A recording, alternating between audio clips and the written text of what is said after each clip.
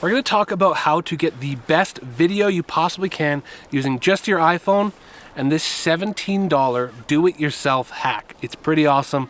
Let's get into it.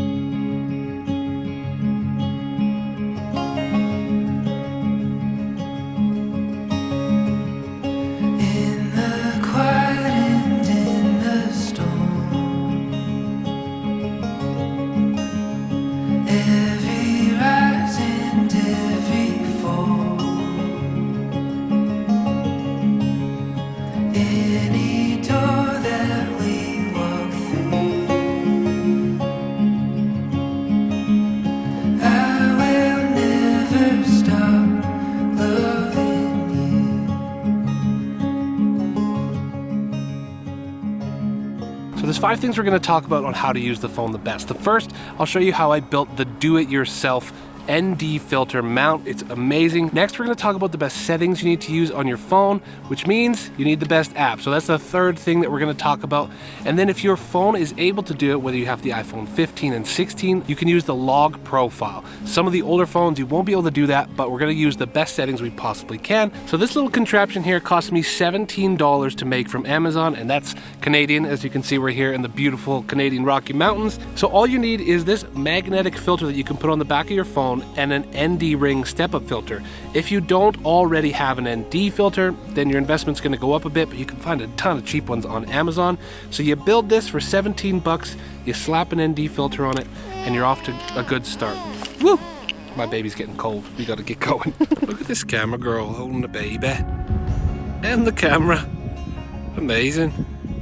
We're taking our baby out to the mountains for the first time. So some of this is going to be run short, or I'll tell you about it in the office, but see some of the B-roll from this beautiful place, and you can see how good the footage is coming out of the iPhone 16 using this app, which is the Blackmagic camera app.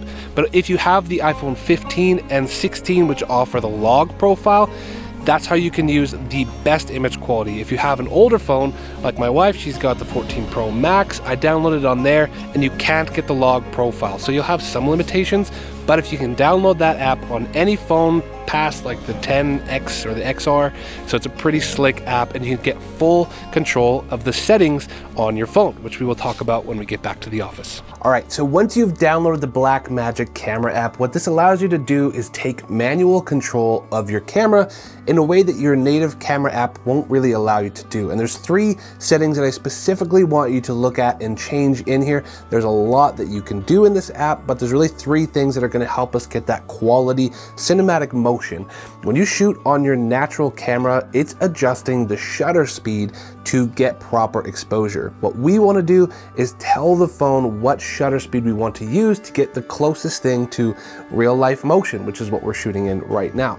So the first thing I want you to do is set your frame rate. And this is the FPS button in the top left corner of the app.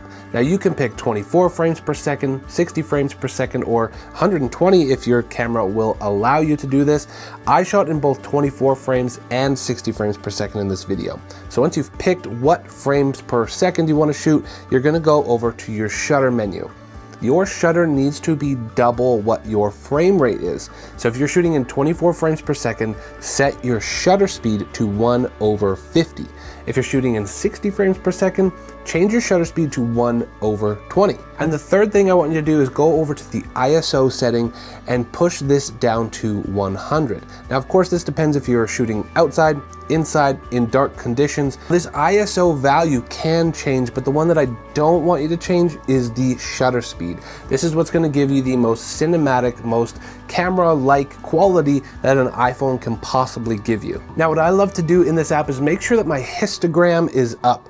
What this allows you to do is see what data, whether it's the highlights, lowlights, midtones, and the colors, that you're not actually crushing any of those highlights. So one thing I want you to prioritize when you're setting up these settings is make sure that on the histogram, nothing is too far to the right and it's not peaking or going too high.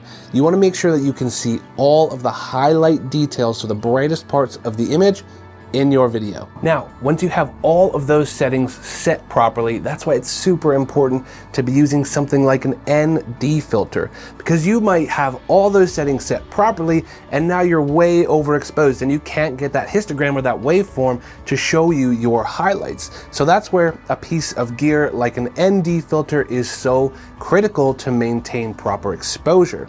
So that's why I built this $17 piece, so that I could use the ND filters that I already have and put them on my phone with ease and simplicity, just using this little magnet here. Now you can get any ND filter that you want based on your budget. I have a whole bunch already and these ones fit my camera lenses, so that's why I got a step up ring that fit both the magnet and my ND filters. So if you have an 82mm ND filter, you can get an 82mm step-up ring. Now the one thing that I highly recommend is getting enough of a lip on this, so you might want to go from something like a 52mm up to an 82mm.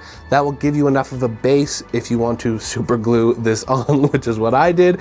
So that gave me enough of a base to make sure that I was getting a solid connection on that. Here's an example of a thicker step-up ring. This one is 58 to 82, and you can see there's more of a base there. Another thing that I'll mention with the Blackmagic app is it allows you to use codecs that are bigger and better than your phone's native kind of camera capture.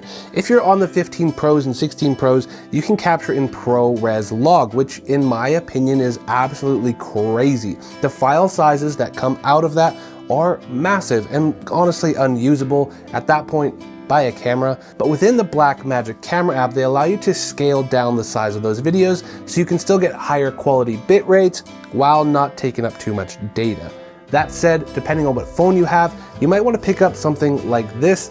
This is a little SSD from Afro. They sent this to me, but it's really, really cool. You can magnetize this to the back of your phone, stick it into the bottom of the USB-C, and now the data is being sent from my phone into the USB-C SSD there. So now you're not taking up a ton of storage on your phone as well. Now, of course, this only works with phones, I think iPhone 15 and later, that have the USB-C. So there you go, guys. There is a really cost-effective way to attach an ND filter or any filter that you want to your smartphone, whether it's a mist, a CPL if you're taking car photos like I love to do, or car videos, or any videos of your family, which is what we did today. It was super fun bringing Bridget out to the mountains for the first time. The hope for this video is to save you guys a couple bucks, not having to buy one of those big rigs.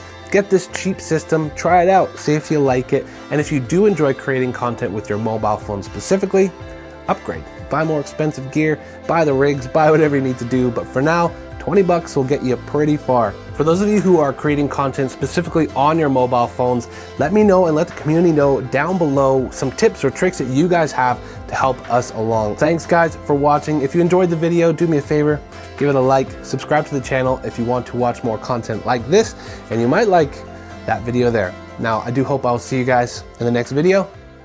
Peace.